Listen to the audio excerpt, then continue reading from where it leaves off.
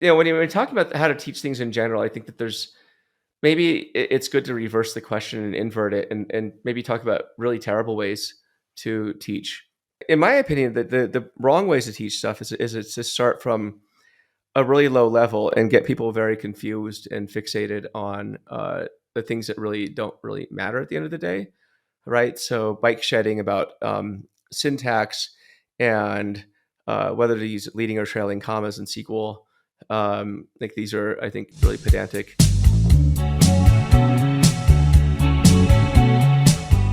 Welcome to the Data Bites podcast, Joe. I am so happy I finally got connected with you, not just on LinkedIn, but also on Instagram, because you are probably one of the most well-traveled people out there. And I don't think most people know that, how much you travel. You're on a flight, but at least twice a week, maybe more. How much did you travel this year? I don't even know a lot of it. So like I'm pretty used to being on planes and airports but yeah, I saw myself traveling a lot this year. It's strangely probably more internationally than domestic, which is interesting. I think every couple of weeks I was going somewhere in the world, but yeah. So and the thing is, I don't talk about it that much. I mean, I might post on my stories even, but I don't even post that many pictures of it. It's pretty anonymous. So sorry, what are you gonna ask? Well, and would you go somewhere and you're going to do a talk, it all kind of looks the same, right? Because you're in like a room that's like a conference center, or like stages look the same. So people may not know that you're all over the world if you're just sharing like the actual talks or the people you're meeting when you've been in like Dubai and Paris and all these really fun locations. So Yeah, exactly. So I actually just got back from Paris. Was it last Sunday afternoon or something like that? Just like a random trip there for fun, not for well, to meet some business people, I guess. But yeah, it's fun. I mean, you travel a lot too, don't you? I mean, you go places and yeah, see, I actually calculate. So I do an end of the year report on myself, and like part of it is like how many miles traveled. So I did 130,000 miles this year. Yeah, it was. And then I took December off. Although I didn't really, because tomorrow I leave for Mexico, so I guess December wasn't really fully off. But that's just for fun, so I don't count it. But yeah, being a data person, I was like, I want to know how many miles I actually went this year. So yeah, it was a good year. I am half a Cancer and half a Capricorn. So my Cancer side of me likes to stay home, and my Capricorn side of me likes to be on stage. And so, I for me the perfect balance is like 1 to 2 trips per month, not what you're doing, which is like 2 per week. So or more. But speaking of traveling, I think one of the things that's caused you to travel all over the world is you are the co-author of a best-selling book, Fundamentals of Data Engineering, that has taken the world by storm, I will say. First of all, did you think the book was going to be as big and successful as it is today when you wrote it? I think when we first had the idea for it, probably not. But I mean, I think we had pretty early indications that it was going to be something. Uh, I mean, even as I kind of knew this, I kind of realized this after the fact. But our development editor, the person who helps you write the book, it was Nicole Taché, and she was the editor assigned to all of O'Reilly's like top titles, like design data intensive applications and hands-on machine learning and so forth. So I felt like we were in good hands, and I guess she's only assigned if your book has a potential to be a big book. So I think that was maybe the first indication, although we didn't know it at the time. We just thought, yeah, who's a cool lady to work with, but then we started noticing, I think several months before the book was out, that it was a number one new release through pre-orders. And so that was interesting to see. I think 6-7 months before, which I think is really rare to see, but it just continuously at the top of the chart before it even came out. So that was, I think, that also put the pressure on us too, because it was like, you want to make a great book, but now the pressure is, well, like you have to make it really, really good, right? Because people are pre-ordering it. So I think it was good. We had no idea. I don't think it would have taken off to the scale that it did. Although, seeing the early those early signals, I think kind of gave us an idea that it was going to be big. But it's hard to imagine that I think it would have been this well received around the world. Like not a day goes by I don't see a post or several posts about the book and how people are positively impacted by it. So that's super cool to see, and really humbling at the same time. So it's cool. So, what inspired you to write the book in the first place, especially a fundamentals book, right? There's a lot of areas that you can go deep into, but I feel that fundamentals books are sometimes the harder books to write because it is starting out in a broad overview. It's like there's so much to share, but like, how do you get people from like 0 to 1? So, what inspired you to write this? It's a good question, and it's a hard. You're right. It was hard to write, I guess, a book where you're trying to define a field from first principles. And so, I mean, early on, actually, our acquisitions editor, the person who signs the books, she told us this would be a hard book for us to write, and she kind of tried to tell us not to do it. Because it's just like, you're two first time authors. Like, this is a really ambitious book, and I think it's maybe a bad idea for you to do this. And I'm like, yeah, but I don't really want to write the other one. So the other one being like data engineering on technology X, Y, or Z, or kind of because that I mean, you want to achieve a kind of a sense of permanence, or at least like some sort of long standing if you're going to write a book. And I feel like if you're going to write the tech book, the tech focus book, like it's going to be out of date real quick, especially at the rate everything changes. I feel like data engineering, and so it was hard to write for sure. Like it took a lot of mental processes to think, okay, so like what's not going to change as much, like if you're kind of looking at it, it sort of reverses the framework in which you view a field, right? So now you're looking at it through the lens of, well, what's not going to change, whereas the easy thing to do is focus on what's going to change, but that's really hard to predict, right? So um, so that's represented in the book through like the data engineering life cycle and the undercurrents and stuff, like things that both Matt Housey and I, my co-author, felt like no matter what, these things are probably not going to change as much. I mean, they might evolve, but it'd be a hard stretch to understand like where where things would I guess fall apart quickly. So that's why we wanted to write the book, I think, because there were I think there was a lot of misconceptions at the time as well, in terms of, I would say, misconceptions, but a lot of confusion for what data engineering is and is not. So if you did a Google and like, what is data engineering, you'd find answers like, well, it's obviously using Spark, and that would be the answer. I'm like, that's a stupid answer. It doesn't really tell you anything about what data engineering is. It'd be like trying to describe like what is carpentry and saying, well, it's hammers. It's like that's a really stupid answer. You shouldn't do that.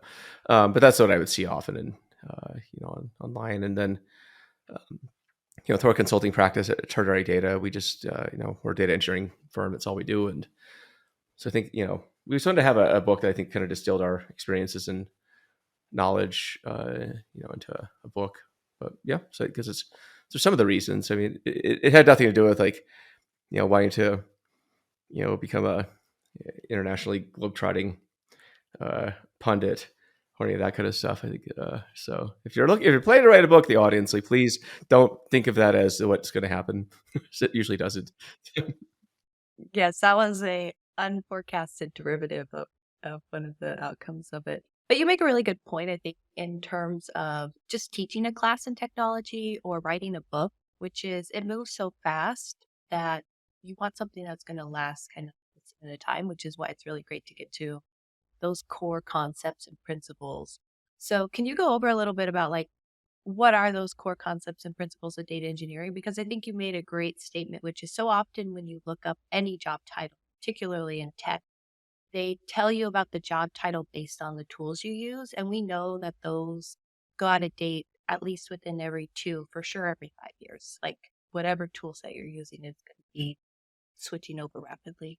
So how do you get beyond the tools and get to the core principles of what a job is? And what would you describe are the core principles of data engineering?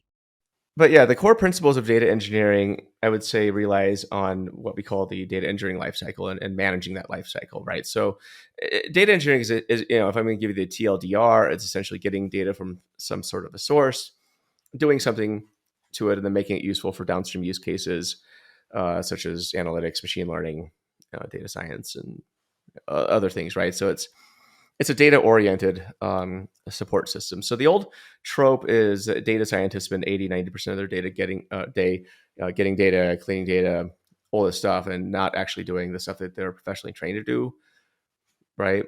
So data engineer really should flip that, so it allows the data scientists to spend 80, 90% of the time doing the stuff that they were, competent and actually like to do. So it's very much that support function. And trying to look at it through the lens of being technology agnostic, I would say that as a data engineer, I mean, that is your job, right? You're sort of the bridge between the applications that generate data and making it useful for, I guess, more quote data friendly use cases or data specific use cases. Now, where this gets really blurry is in some companies, especially bigger companies, like Google and whatnot. As far as I understand, they had the role of software engineer was really doing all this work, right? So you can look at data engineering sort of as something I think it's almost irrespective of what title you give it, and it's more of a practice, right, to enable again data specific use cases. And so yeah, so I think that's about it in a nutshell. And teaching it is an interesting one where I think that you want to teach things from first principles and the core principles of how to not just use tools but how to think like a data engineer, right? So um, but it's a really hard thing to do. I think the easy thing to do is just to say, well, data engineering is obviously coding in Python and SQL, right? And you did a SQL class back in the day, a really popular one, so you think you understand how to teach SQL. But there are certain basic principles of SQL, and there's certain ways that you need to communicate about how to think about querying data, right? And like, why would you use SQL? I think that it's very similar to how you'd teach data engineering. I also have a class at the University of Utah where I teach advanced SQL. It's very much where you're trying to distill things in a way that I think you're not going to get so caught up in syntax and like verbosity. But yeah, so I mean, when you're teaching stuff like SQL, for example, it's I mean, I think it's when you're talking about how to teach things in general, I think that there's maybe it's good to reverse the question and invert it, and maybe talk about really terrible ways to teach. And I'm sure you've seen this as well because you were also an educator. In my opinion, the wrong ways to teach stuff is it's to start from a really low level and get people very confused and fixated on the things that really don't really matter at the end of the day, right? So bike shedding about syntax and whether to use leading or trailing commas in SQL. Like these are, I think, really pedantic and kind of silly things to discuss when you really need to approach, maybe teaching SQL or data engineering from the, first principles level. Like, SQL is developed why, right? It's the interface with databases. So let's talk about that. What is it? What's an interface and what's a database, right? And so you start deconstructing concepts at I think a very fundamental level, and data engineering is no different. There are ways you can think about the field and any field, whether you're talking data science or whatever, where you can deconstruct things from first principles. And I think that's really the essence of I think good ways of teaching, because Lord knows there are countless bad ways you can do it, but there's only a few good ways you can do it. Yeah, I think all of us can think of teachers we've had, classes we've taken that made the subject more confusing than it needed to be, for sure. I know that, like, after I took my master's program and started really practicing data science, I was like, I would totally teach this way different than how I learned it. Like, no one ever started with the overall architecture. And I was like, why? Like, I need that big picture. And to me, even like above the architecture, like, take your business process and then match your business process to your enterprise architecture. Tell me how all those systems work. Then let's dive into these individual areas. But you're right, so many individuals start with not even only a tool or a language, but then even the syntax of that. And so your motivation also gets lost really rapidly when you're fighting over error messages and not knowing what that big picture of what you're trying to achieve is for too, which I think that's like the other side of it is not only are you not grasping the concept of the individual, but you lose motivation with what you're trying to achieve. Oh yeah, yeah, for sure. And I always equate it to stuff like carpentry or whatever thing, where you're building something that is composed of many small parts in order to build something, that's much bigger than the sum of its parts. And I think, like, building a house or a commercial building, I think is a really good example where I think a lot of ways that people approach tutorials, the creation of more teaching them, right? It's equivalent of like teaching people how to make cabinets and then saying that that's like the same as building a house. It's a part of a house, but it's not the same thing. And we're only going to teach you how to build cabinets, using a screwdriver. You can't even use a drill. So I mean, it gets like it's. I think that being a myopic is an incredibly easy thing to do when teaching. I think to your point, it's we do this a lot with like I said, data science. I think is a classic one. For one, there's not even a clear definition still of what data science is that I've seen, and so it's a fascinating field. And then you start coupling this with, well, obviously data scientists need to be proficient in Python, SQL, and this misses the entire point. I see these all the time, these sort of descriptions, and it's like, yeah, but what about the underlying mechanisms and thought processes and patterns that you need, right? So, how to view a problem and be able to identify ways of solving it, right? I think that's more of the essence of what you're trying to teach if you're a good teacher, right? Is like how do you deconstruct say a data science problem and solve it, and what techniques would you use? Instead, what I often see, and it's quite terrible, is, well, just apply this suite of algorithms to this problem, machine learning algorithms, and hopefully I'll solve it. And like, well, but what if it isn't a machine learning question at all? Which in a lot of cases, the world isn't doesn't need it. So it could be answered with a simple report. And I remember like one time I was interviewing this graduate. I have a master's program, and it was intended to be a SQL type question. Um, but just how would you group things? It's a grouping question, pretty simple. And then the person's like, oh yeah, I would use like k-means. And it's like, well, why? It's interesting. I mean, you could, but the data set's already there, and the answer's already in the data set. It's not an unsupervised problem. But this person was really itching to use machine learning. That's my whole point, right? Like they were just like, everything's a machine learning answer, and so. Yeah, I think that comes back to your first point, which is when you're taught specifically tool-based methodology, you're going to come into a problem with a particular tool versus first assessing the problem to see what tool is needed. And I think that the ability to critically think and first assess a problem is going to be even more necessary in a world of AI and automation, where it can do so much of the work. The kind of hard power work of using a tool, that's what it's good at, right? But coming in and first assessing the problem and understanding, like, how do I orchestrate this, right? For me, you talk a lot in carpentry. I talk a lot about it in terms of like music. So, like, how I taught music often was like, you don't start by composing your own music typically, right? And you'll get this because for those of you who are just listening, Joe has a bunch of keys in the background. It looks like we're not, yeah, it looks like we're not talking about data. We should probably be talking about music because I got a harp and a guitar. Like, this should be a music. Yeah, this should probably be a music This should podcast. be a music podcast, actually. So for the audience, that's it for the data conversations. We're going to move on to a music production Yes, but I now. think that to your point, really getting to that high level of assessing a problem properly and critically thinking, one, that should be the goal of every teacher. And then two, if you're a student trying to learn these concepts, that is what you should be practicing. That is what you should be challenging your knowledge with, not how great are you at Python or SQL. Yes, those will improve with time. Mm-hmm. Yeah, I like the music analogy too. Right? It's when you're teaching somebody, say, piano. There's certain patterns you start with, right? And you start by obviously playing other people's songs. I think to your point, you're not going to be composing your own, because how would you even know what to compose, right? You wouldn't. So. Yeah, and my favorite was music theory. So I was a big like music theory nerd. And what we did in music theory was we would take like an orchestral score and we would break that up and reverse engineer it and deconstruct it to, okay, these are the chord patterns. This is the overall progression.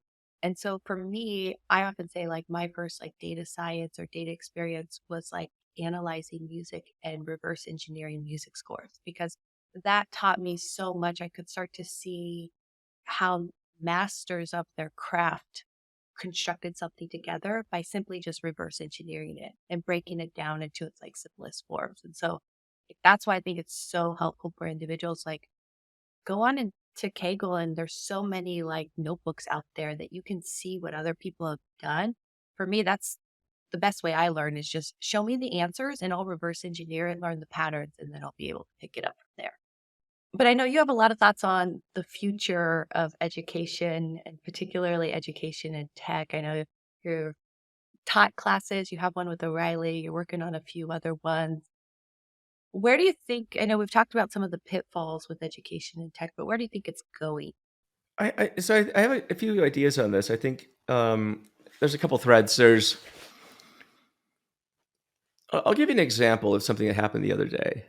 And this will make sense in a second when I talk about it. But like, a friend of mine, I just did a podcast on this a second ago, but my friend of mine, she woke up the other day to a story that was written about her and her family. So, pretty high profile person, might not be that new.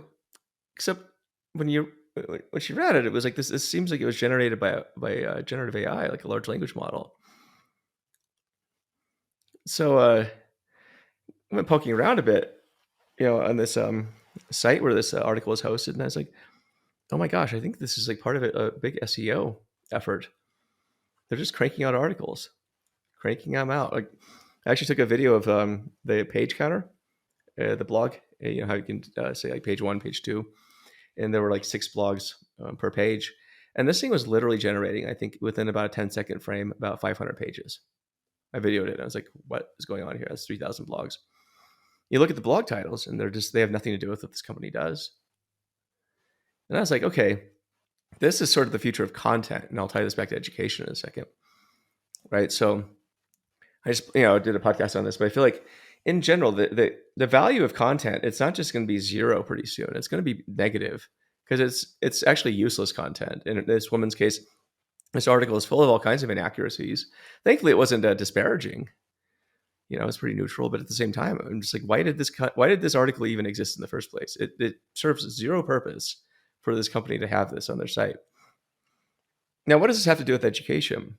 I think that going forward, course creation, books, et cetera, it's going to be, I would say, paradoxically easier and harder for you to find the materials you need as a learner, right? And so what this means is if you're relying on a Google search to find content, I think by some estimations, by 2025, 95% of the internet will be full of content generated by generative AI, right?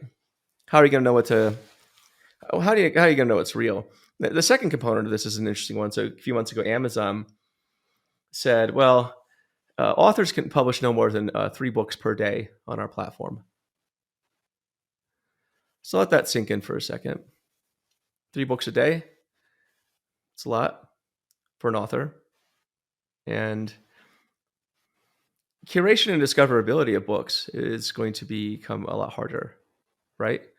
I know with my book, there's several knockoffs of it with the same title on Amazon. You can find fundamentals of data engineering books all day. There's many knockoffs. And the thing is, when I read the reviews on these books, it's clear people are like, it's written by ChatGPT. So the barrier to entry is becoming very, very low in order to produce content. And so I think for the future of education, what does this mean? Well, there's a couple threads. Obviously, the creation of content is going to be like just blindingly easy. That doesn't mean it's any good, but you can create content. It doesn't mean it adds value, but you'll create content. So the content creation is one aspect of this, and of course that's the supply part of it. But then the demand part, right, is people who want to be educated, and so generative AI also means you can use ChatGPT to create any essay you want, but also help you with problem solving, any homework question you have.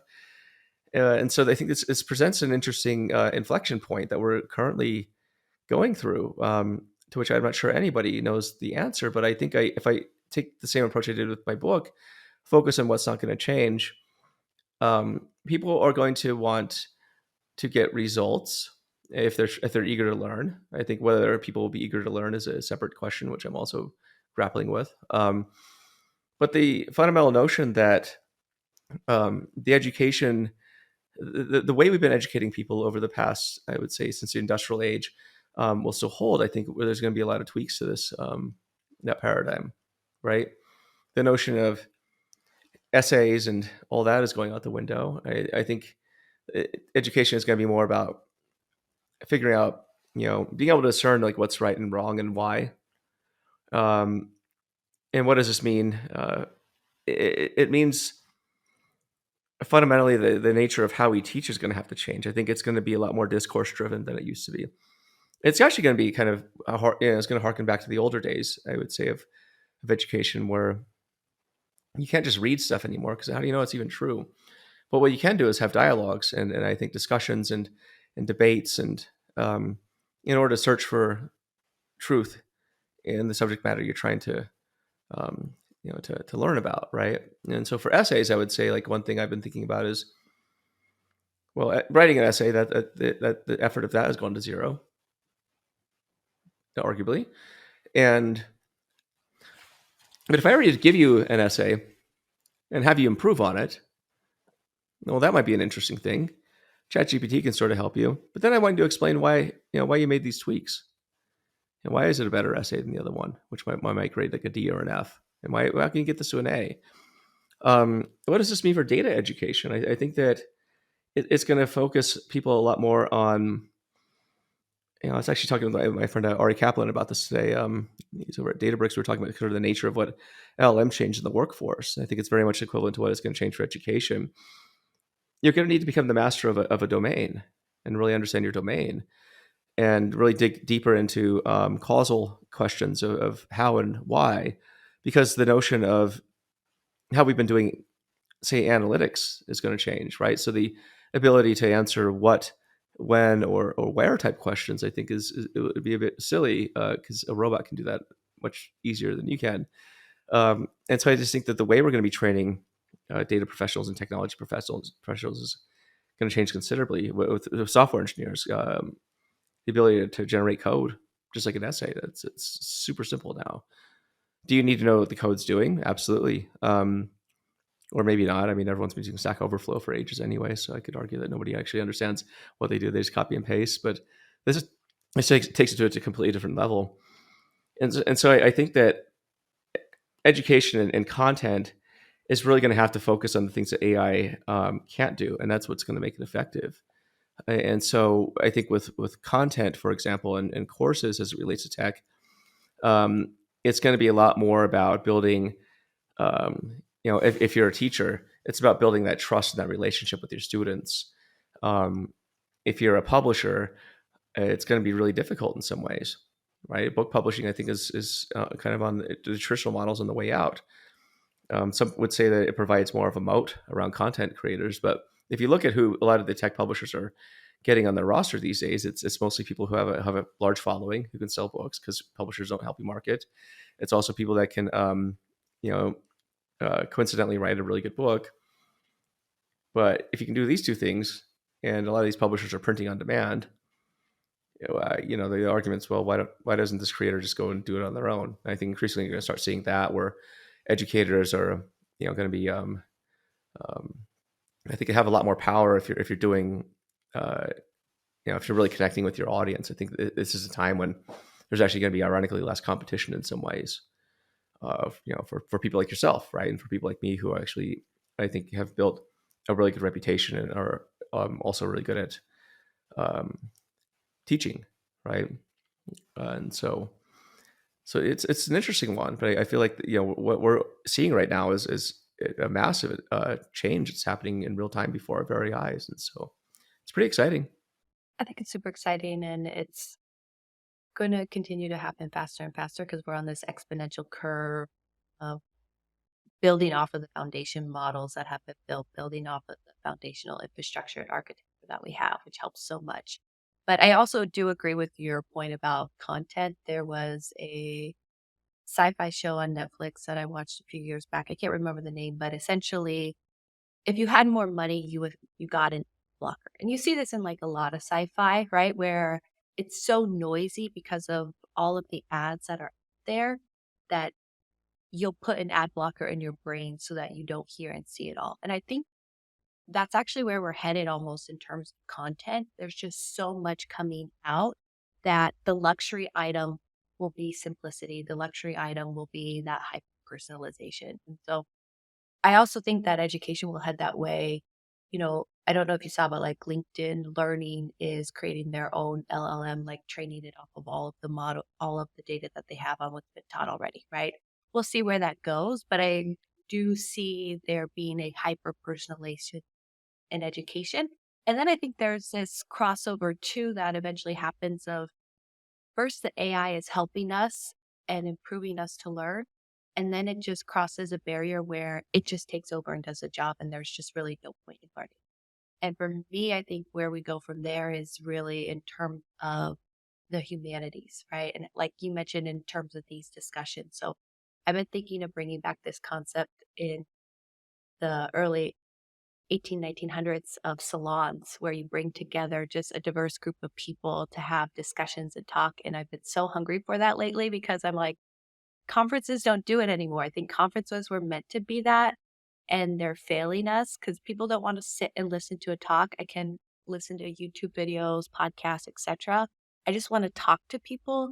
And I think we need that opportunity in that environment. And I'm not seeing it happen. But more importantly, we need to have these conversations that aren't just two people in the same industry. I want to talk to philosophers. I want to talk to lawyers. I want to talk to designers. Like, I want to bring this diverse skill set together Well, let's make because sure the lawyer's not charging you while they're talking to you. oh my goodness, I love my lawyer and I love talking to him. And then I'm like, oh, wait a minute, I'm being charged for this. Like, stop making Oh, me your lawyer enjoy. likes you too. Yeah, I Yeah. know. I'm like, stop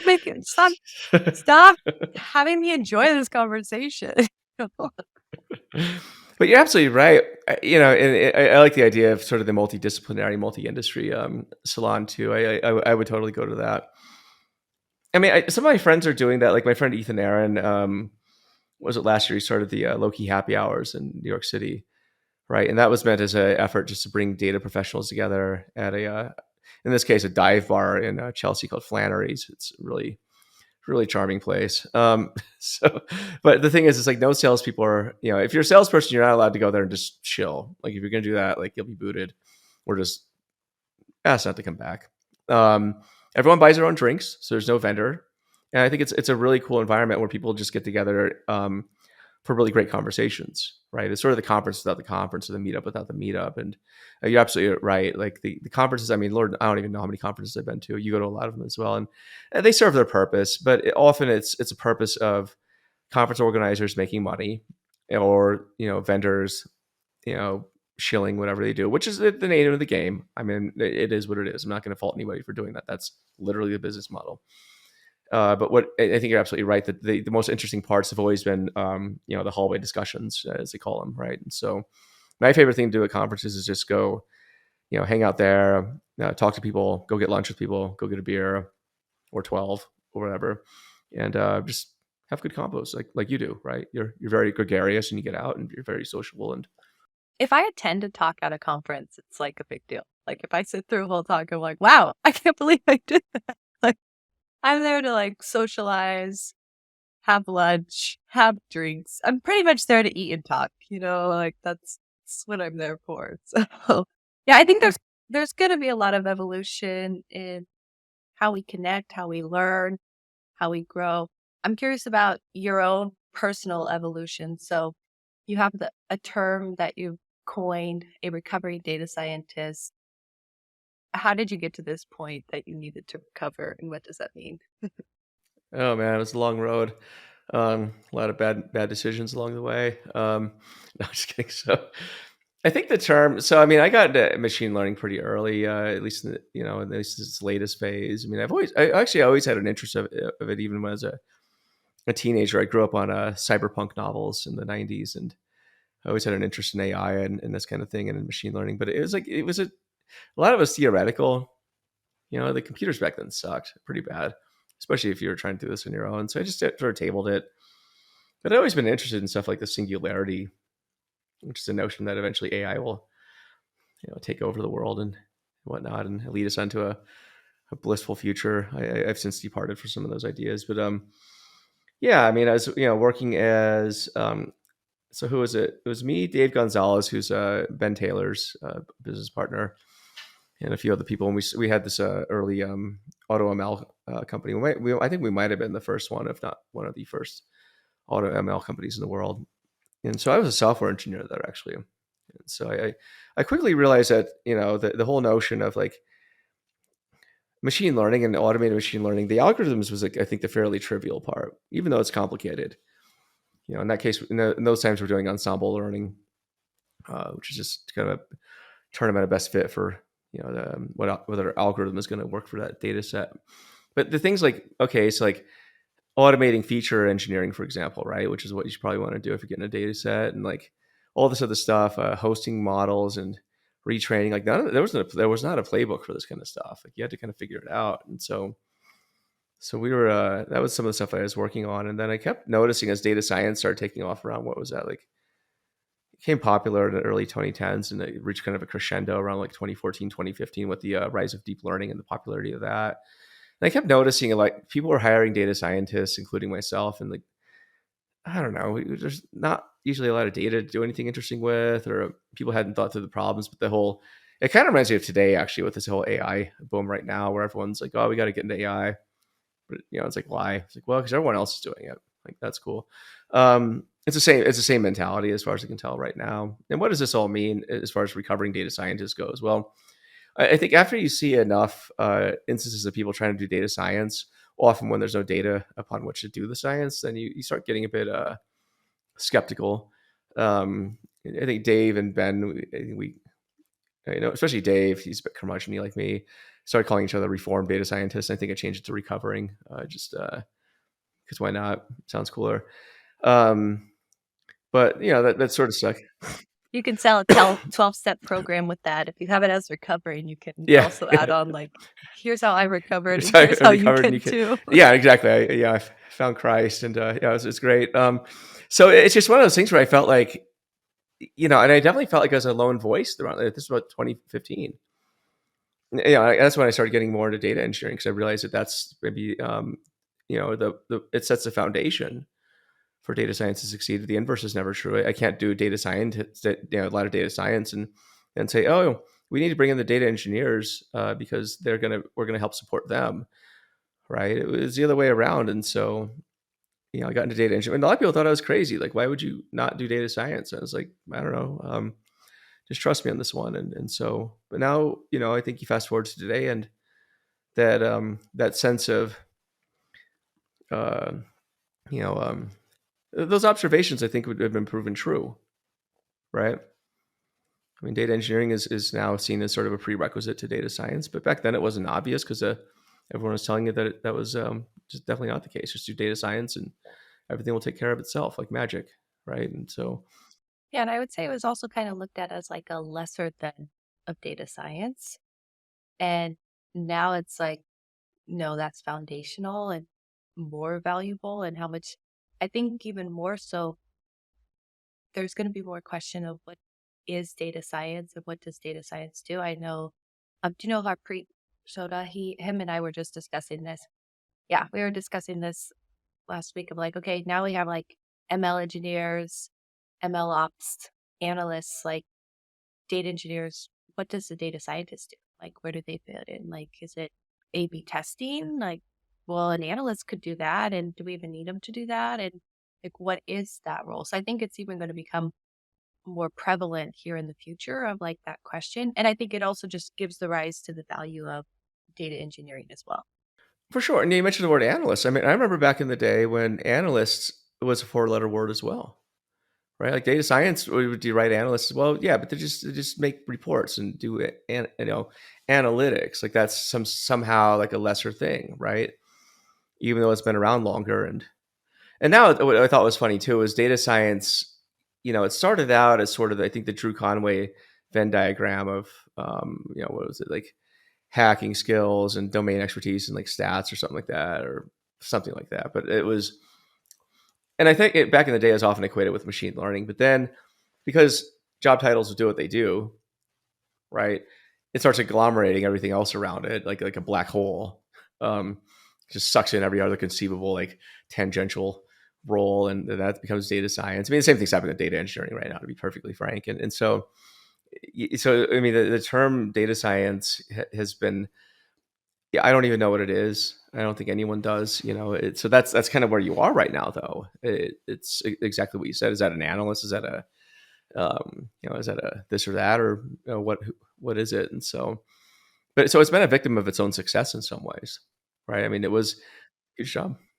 I think we also have to give it like credit too, because I think the role of the data scientist has led to what I would call like the data science job, right? Before it was the idea that like as a data scientist is almost expected you're like this full stack data scientist where you are a data engineer, a data product manager, a data analyst, ML engineer, and an ML ops person, right? Like that was before the job. And so it's almost like we need to say thank you, data science, and now we're gonna bury you. And we have appreciated you have given us, and you have birthed many more job titles and many more to come from your.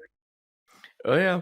Well, and it made data cool, right? So I mean, I got into data like in the early 2000s, late 90s, whatever. And it's like back then, data was like the least cool job you could get into. You'd have to be like really lame to want to get into that field. I mean, the cool thing to do back then, if you're going to do data, was become a quant on Wall Street. I was about to become an actuary, like Harpreet was. But those are your options back then. I mean, you don't have a lot of options. I mean, it was like, I always joke it's like, if you ever watch Office Space, it's like the guy with the red stapler. It's like locked in the basement. Like that's pretty much what a data person was back then. It was like just not a cool job, right? But data science, I think to your point, the positives is it brought data to the forefront of like every business, right? The analytics didn't do that. And we all, so I got into data science in 2014, and I think we all met the people too who were the person in quote unquote data science before and were that person with the stapler in the basement, and they were kind of begruntled at these new kids coming in and like, oh, you're making this cool, and like I've been doing this forever, right? And I'm like, I'm sorry I didn't come up with this. But I'm also super grateful with like how popular the rise of data science got, because for me, I was working in a neuroscience lab, was like, yeah, I can't handle academia. It's way too slow. I love doing experiments. I love working with data. I love the science side of it. And just through like a Google search, found the term data science, started reading how it's like these rebels. That's how I read about it, was like these rebels from academia, right? And I was like, I want to be a rebel too, you know? And so that's what got me into it. So I like, again, I'm super grateful for the birth of data science and what it's led. But I think if you're getting into the field, also know like this is a continual evolution, right? There are so many other opportunities out there, and it's only going to continue to evolve, and probably at a faster rate than what you and I have even seen today. Oh yeah, yeah. I mean, that's having an interesting conversation again with Pranori, and it was interesting because we're just talking about the kind of the notion of work in general and how in a few years' time. I mean, he says, and I think he's right. Like the job of a data person is gonna move more towards the role of being a product manager, but not in the way we traditionally think of it. It's gonna be managing different AI agents and bots to do your bidding. And the thing that's been on my mind too is sort of, well, you have that, and you have all these bots. Maybe they're trained on company data, maybe they're not. But if you're just using some sort of autonomous agents to do your job, well, why do you have to do that at one job? Why don't you just do that at like a bunch of jobs? Like, why don't you just have this sort of so I think it'll be interesting to see the nature of work. But I think that the possibility exists where you could be fractional at a bunch of companies, and because you have the capability, you can be in multiple places at once and providing utility. So why wouldn't you? Don't get me started on this topic, because I love this topic. I could talk about it for days. I'm also reading this book, The Pathless Path. It's great. It talks about like getting off the default path of career and work. And I really struggle when people ask me what I do, because I like have 10 different job titles. And I was noticing that as I was even like, we create show notes for the show and write like, what are your current job and past jobs? And yours, you have like 3 current jobs or 4 or 5, right? And I've noticed that as a trend of more and more people, it's not one job title people have anymore. They have multiple things. And I think that we really need to expand this like notion of work. It's not a singularity, right? We're multifaceted, and I can only do all the things I can do today because of the tools of technology at my fingertips. So it allows me to transverse many different sectors. But I think that is going to be the trend. And so the way I look at it is everyone in the future is going to be an orchestrator, right? Before you used to be a cellist, a violinist, a piano player. You're not going to do those roles anymore. That is what the AI is going to do, but you are going to be the conductor. And so that to me is what I think like future of work is headed towards. And the people who are doing multiple jobs right now are setting that trend and already could position themselves well for that. Well, yeah, I totally agree. Yeah, and it's interesting too because you had the kind of during the COVID era, people were doing kind of double dipping on jobs, and some people were saying, "Oh, that's wrong," and I'm like, "Yeah, but I mean, it's efficient," and so yeah, but I think it was a sign of things to come. I think is more the broader point, right? Do you think to what you're saying? It's I mean, and then AI is only going to increase. I think people's capability to do that, and so I think the nature of work is definitely going to be changing as a result. I I hope so because it's sort of the you know I was joking with my friend today about this too. It's like there's nothing that says like monogamy to your job is a sin in the Bible, right? Uh, and so like why if you have the ability to sort of go out with, with a bunch of different jobs, and then why wouldn't you? I mean, it helps you and it helps everybody else, and so because I think you're going to see just insane amounts of possibilities and productivity, potential with the stuff that we just haven't had before. Obviously there's there's always downsides and stuff, but there's always upsides as well, and I think that this is because it's interesting because Sadie, because we're just staring at just I think we're at the very beginning of an inflection point, and it's exciting to see. I have no idea where this goes. I mean, I have kids, and I try and teach them that whatever your school is teaching you, you know, uh, there's certain things that are useful, but I would say that the career advice is probably not the one you want to be paying attention to. So it's probably bad for me to say that. So apologies to teachers, but it's true. So You're making them mini rebels already. I love it. So I guess my question for you is thinking of this future of work, what does the future of Joe's work look like here in the next year or two? yeah, I mean, we kind of talked about content creation, and what I'm focusing on right now is sort of what's the next path for education for tech and data. Either people interested in the field or currently working in it. So I'm starting a new company. I'll announce that pretty soon. I think it represents sort of the next phase of where I think tech education and data education needs to go. This is publishing books, courses, workshops, and so forth. But I really feel like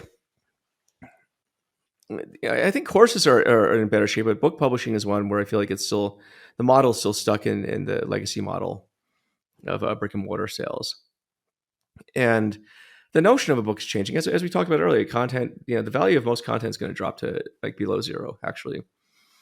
And so it's really about the notion of building community, building trust and attention around not just the book, but around the idea and around the author and around the content creator. And I think providing a moat, um, for people to succeed, right? Either helping them establish their own platforms, or providing a platform for content creators and authors to do their best work. And I think, and more importantly, I think be treated fairly, treated with respect, and treated, and paid accordingly. The thing I don't like about the traditional publishing world right now is it's very lopsided in the publisher's favor.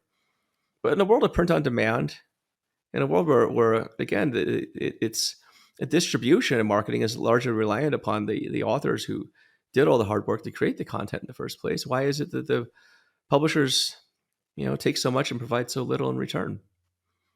And so I'm just going through my own experiences and looking at those of others, and I realize that I think there's a really good opportunity to change this model and really provide, I think, a platform and an experience both for learners and for creators, that's amazing. And again, I work with some amazing companies. I think that are spearheading this, and with courses especially. I think that companies like Deep Learning AI, I have nothing but utmost respect for. I think they're leading the charge in terms of how it should be done. I think Andrew Ng is single-handedly the best course instructor on the planet. Period. Um, but when I look at the kind of zoom out into the broader picture of what the possibilities are, I think that there's a ton of potential to help augment what companies like his are doing, and as well as I think shake up the publishing industry, which I have some experience with. And I can't say my experience I'm very happy with, but we'll leave it for another day. But I would say that there's an opportunity, I think, to really help shape the future of where this industry goes. Because to me, the biggest gap that exists in the tech industry right now, it's not a shortage of tools and technology. I think we can't complain that we have bad tools. We can't complain that we have too few technologies to solve problems in the data field. And I think if you came to me and said that, I would say, fine, take a time machine back to 2010, and I'll drop you off there, and you can go figure this out, right? And you can't get back either. And so that's but so I don't think so if it's not a tool, if it's not a tooling problem, and yet we're still asking the same questions we've been asking for the past few decades, and we're still having the same problems in data, especially, which is, how do I get the business to care about data? How do I get more value out of data and show it? How do I do this or that or the other thing? To me, there's a fundamental disconnect between the possibilities and the potentials of the tools we have, and the I guess the level that we're coming in to solve these problems. Part of this, I think, a big part of this is lack of, I would say, skills, education, not just in terms of how to use tools and technologies, but I think having a broader understanding of how to apply your domain knowledge to leveraging these tools to solve real business problems. And I feel like just the whole notion of what we're teaching needs to be rethought, and how we're teaching it. I just think that we've had a whole generation of data science and data professionals graduate that I don't think that they got the best education in order to fully serve businesses. And so that's my mission for next year, is really focusing, and years after that, obviously, but fully, I think, help solve that problem. Because I think if we can solve that problem, the amount of value that we can create as an industry, I think, will grow considerably. If we can't solve this problem, we're going to be stuck in the same sort of hamster wheel we've been on for a long time. And it pains me to see that, especially as I get older, because then I just sound really cranky. And, you know, I don't want to be that guy. Yeah, I have noticed getting a lot more. I've noticed this year in particular, I've said when I was younger, dot, dot, dot, and I was, oh, like this is not good. So I'm starting to reach that pinnacle where it's like, okay, we got to make some changes. So I'm very supportive of what you're doing in this endeavor. Thank you. Yeah, because I mean, in a couple of years, you're going to turn into a witch, and then it's like you fly off on a broomstick, just cackle at everybody that are just having problems with their data, and just so yeah. Exactly. Yeah, you can get quite curmudgeonly in this field. So if you're new into this, that's why I do enjoy hanging out with university students, because I'm like, wow, you are so positive about the world and the prospects of what you're going to do. And I'm like, please wear off on me a little bit more, because Oh no, I like that too. I always feel bad too, because the teachers bring me in because they wanted to get the students get the industry perspective, and then I can kind of see the teachers over there kind of cringing as I talk, and I'm just like, you invited Larry David over. you wanted the real world What do you think's going to perspective. Let me give it to you, bro. happen? Exactly, exactly. So it's interesting, but yeah, you see the same thing. So it's and I nothing but positive support for all the students out there wanting to get into this. Do it. The world's your oyster. Yes, it's like the founder of NVIDIA said, which is, if you knew how hard it was going to be, you wouldn't have tried, right? So I think keep the positivity. Keep thinking that it's going to be super easy, because if you know how hard it's going to be, you wouldn't try, and we need people who are going to try and be different. So on that note, we'll end on a positive note there and wrap it up. So anyways, Joe, thank you so much for coming on the show. I encourage everybody to check out Joe's social profiles, give him a follow. Definitely check out the book if you have not read it yet. And look forward to catching everybody next time on the Data Bites podcast. Bye bye, everybody. Thanks so much for tuning in to another episode of the Data Bytes podcast. If you're looking for more resources to further your data career or find your tribe, we encourage you to become a member at womenindata.org. See you on the other side.